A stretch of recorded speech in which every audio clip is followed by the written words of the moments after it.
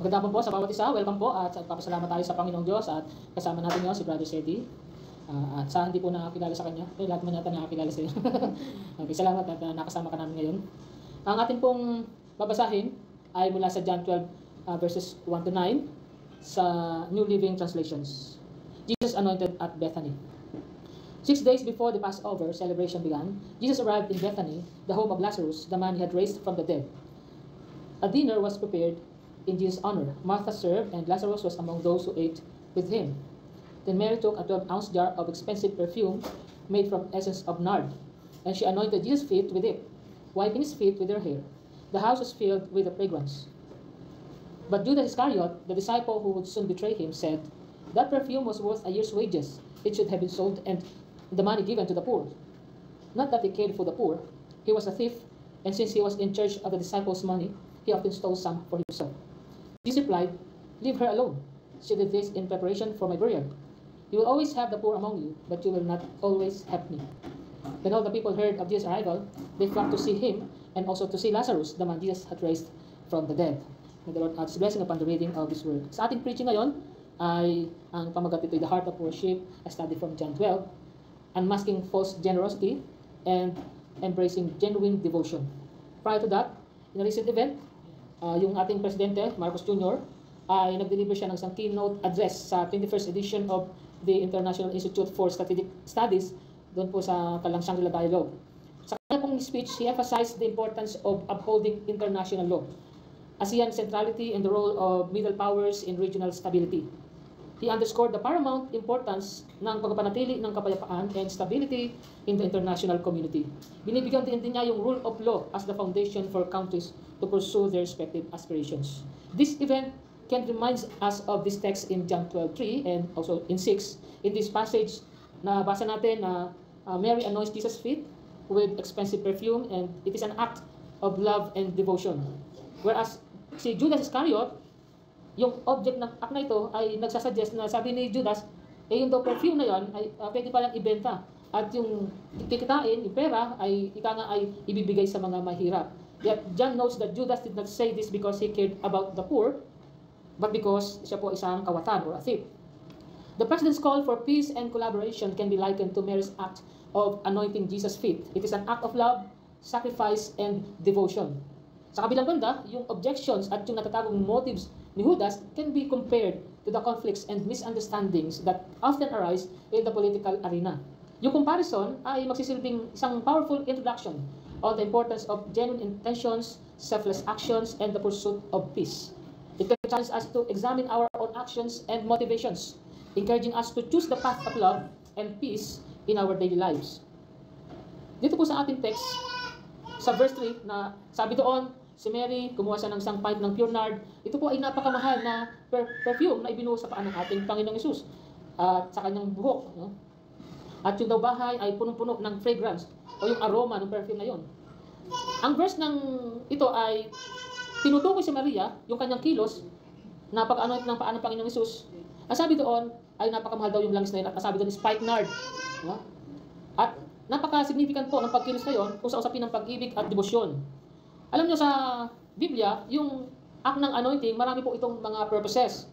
Sa kanila, nung panahon nila, para sa mga hari, sa mga pari, na anointing meant consecration for a specific purpose. Kaya yung mismong pangalan na o titulo ng Panginoong Hesus bilang Mesias or Kristo, yun po ay nakakapit doon sa anointing.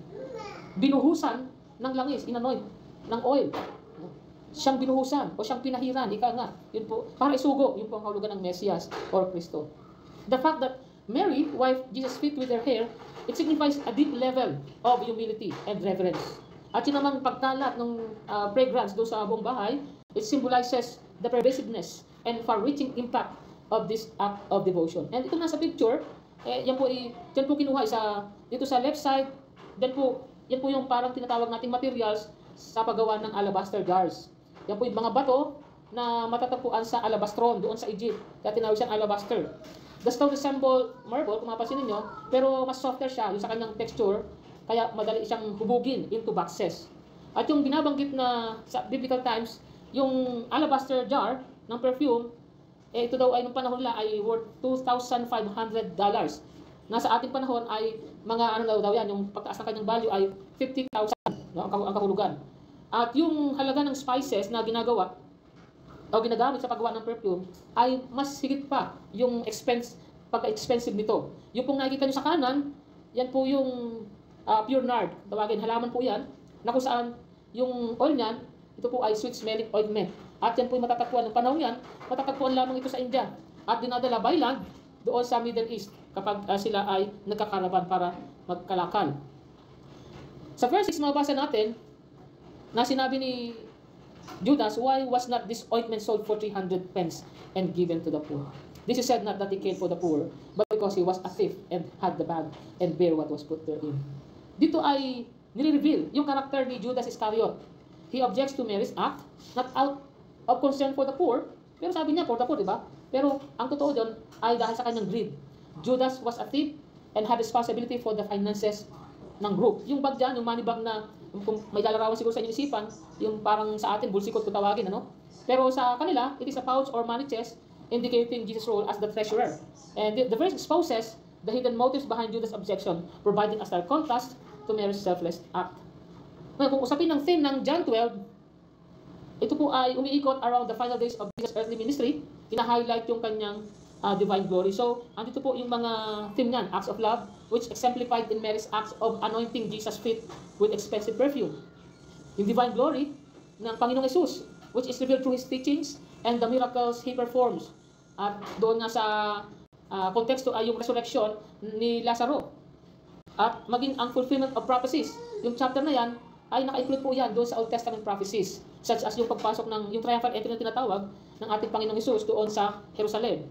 And yun din contrasting responses. Na kung saan, yung chapter na ito ay kinokontrast yung devotion of Mary and the crowds that welcome Jesus into Jerusalem with the unbelief and hostility of the religious leaders. At maging ang tinatawag natin the somber reality of unbelief. Na despite witnessing Jesus' miracles and teachings, many still refuses to believe in Him. Kaya ang mga themes na ito ay nagbibigay sa atin ng isang mayamang backdrop for understanding the events leading up to Jesus' crucifixion and their significance in the broader narrative of the gospel.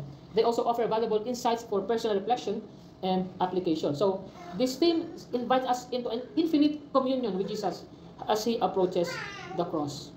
As their present significance, Mary's act of anointing Jesus' feet with expensive perfume is a powerful demonstration of selfless love and devotion. It challenges us to consider how we express our love for Jesus in our own lives. Secondly, the act of wiping Jesus' feet with her hair signifies a deep level of humility and reverence. It reminds us of the importance of humility in our relationship with God. And thirdly, the fragrance filling the house symbolizes the far-reaching impact of acts of love and devotion. And it encourages us to consider how our actions can possibly influence those around us. So, ang makuha nating message ay ito.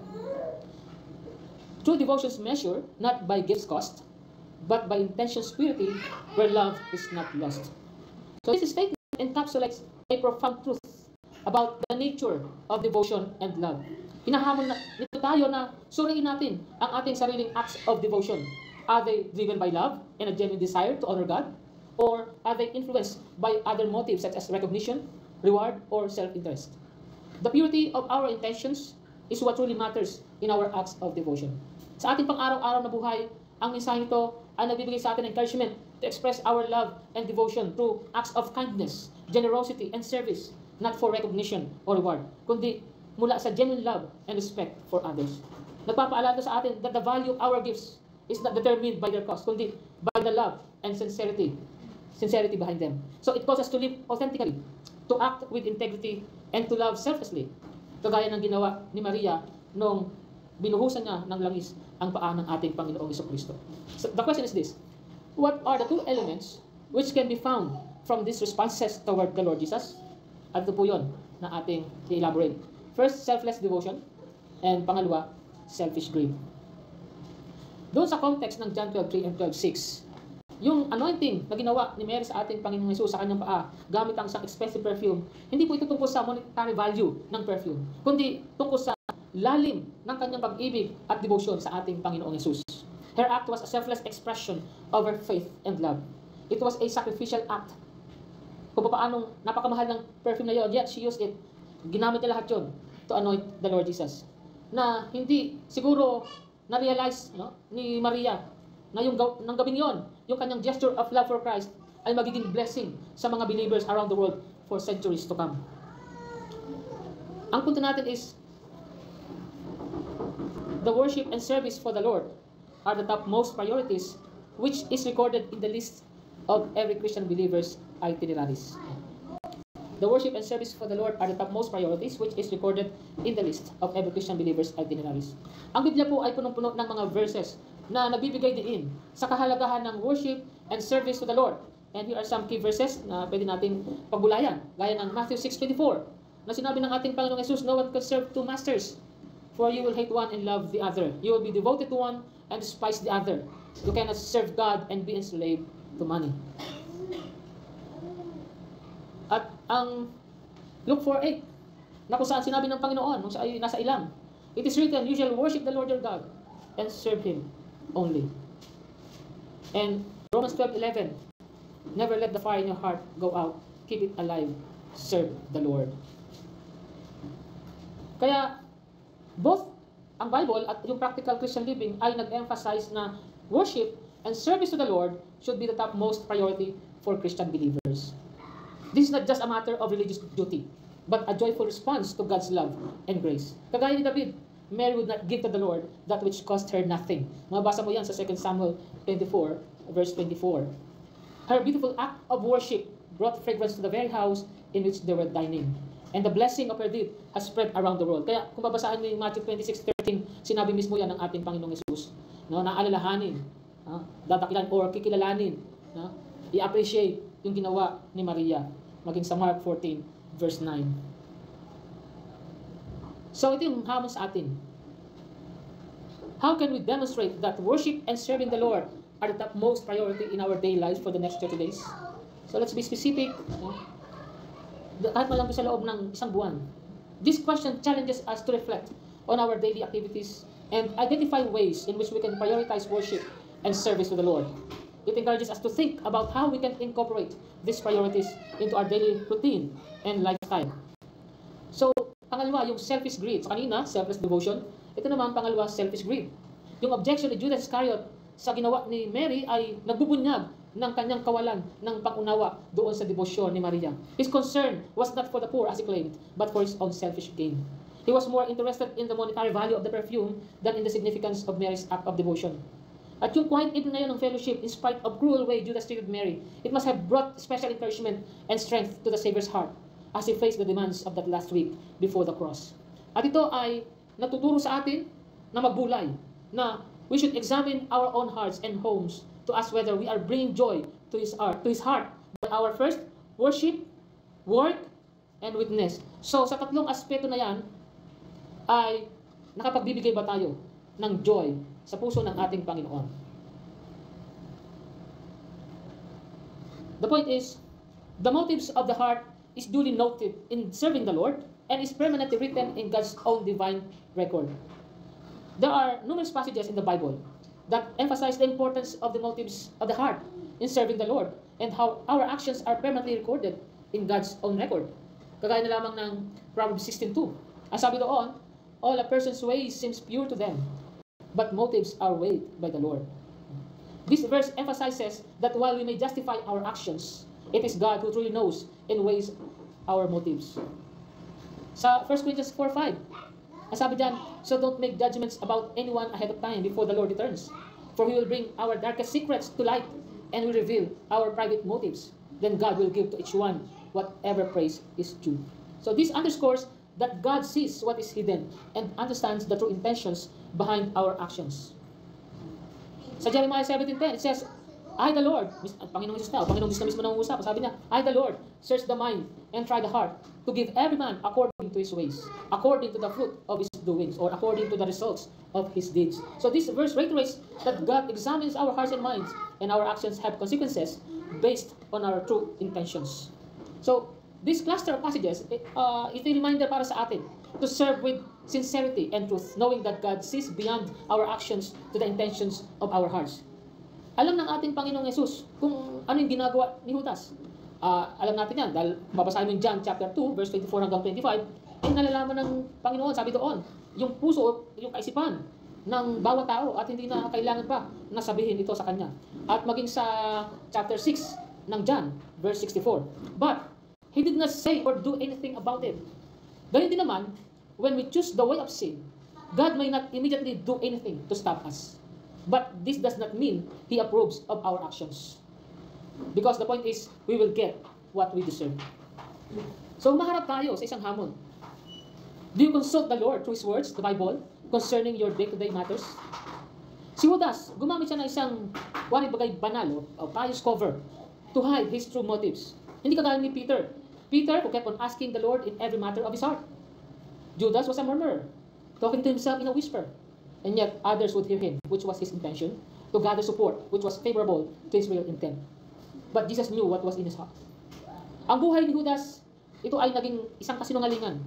And the devil was gaining more and more control over him. Kaya nga, may mabasa tayo sa John 13:27 na talagang pumasok na sa puso ni Judas, si Satanas. So Jesus' knowledge of us should make us want to keep our actions consistent with our words. So let us remember, because we have nothing to fear with Him, we should have nothing to hide from Him. So in conclusion, John 12:3-6 presents a profound lesson about the nature of worship and service to God. Mary's act of anointing Jesus' feet with expensive perfume was an act of genuine devotion and worship. Despite Judas' criticism, which was driven by selfish motives, Mary's focus was solely on honoring Jesus. This aligns with the teachings of R.C. Sproul, who emphasized that our worship should be conducted to please God and honor Him. For he says one time, worship must not be designed to please the unbeliever or the believer. Worship should be designed to please God. So R.C. Sproul communicated that our worship must be offered in faith from a contrite heart with the motivation of honoring our Heavenly Father. He also highlighted that worship is more than just music or outward expression. It involves a full biblical understanding of worship that has God Himself at its center. Therefore, whether we are giving materially like Martha, bearing witness to Christ's power like Lazarus, or expressing our devotion like Mary, our actions should stem from a heart that seeks to please and honor God above all else.